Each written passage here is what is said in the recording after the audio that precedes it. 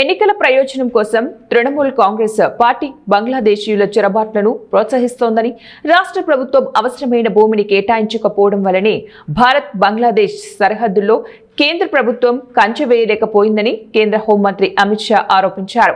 పశ్చిమ బెంగాల్లో 3 రోజుల పర్యటనలో భాగంగా కోల్కతాలో బీజేపీ నిర్వహించిన విలేకరుల సమావేశంలో ఆయన మాట్లాడుతూ, సరిహద్దుల్లో చొరబాట్లు కేవలం బెంగాల్కు సంబంధించిన సమస్య మాత్రమే కాదని మొత్తం దేశానికి సంబంధించిన సమస్య అని వ్యాఖ్యానించారు. దేశంలోకి చొరబాటుదారులను నిలువరించేందుకు నేషనల్ గ్రిడ్ ఏర్పాటు చేస్తామని ప్రకటించారు. 2026 ఎన్నికల్లో రాష్ట్రంలో బీజేపీతోనే అధికారంలోకి వస్తోందని ఆశాభావం వ్యక్తం చేశారు. తాము ప్రభుత్వాన్ని ఏర్పాటు చేసిన వెంటనే సరిహద్దుల వద్ద చొరబాట్లను ఆపుతామని, అక్రమ వలసదారులను బెంగాల్ నుంచి తరిమి కొడతామని హామీ ఇచ్చారు. హింసాత్మక రాజకీయాలను సృష్టించడంలో వామపక్షాలను టీఎంసీ అధిగమించిందని అమిత్ షా ఆరోపించారు.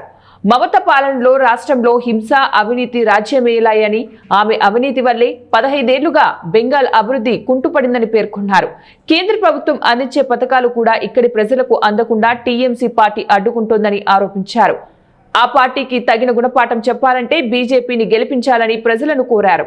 తాము అధికారంలోకి వస్తే బెంగాల్లో పరిశ్రమలు ఏర్పాటు చేసి ఉద్యోగాలు ఇప్పిస్తామని, రాష్ట్రాన్ని అభివృద్ధి బాటలో నడిపిస్తామని స్వామి వివేకానంద, బంకించంద్ర చటోపాధ్యాయ, గురుదేవు రవీంద్రనాథ్ ఠాగూర్, శ్యామప్రసాద్ ముఖర్జీ ఊహించిన బెంగాల్ను నిర్మించడానికి కృషి చేస్తామని హామీచ్చారు.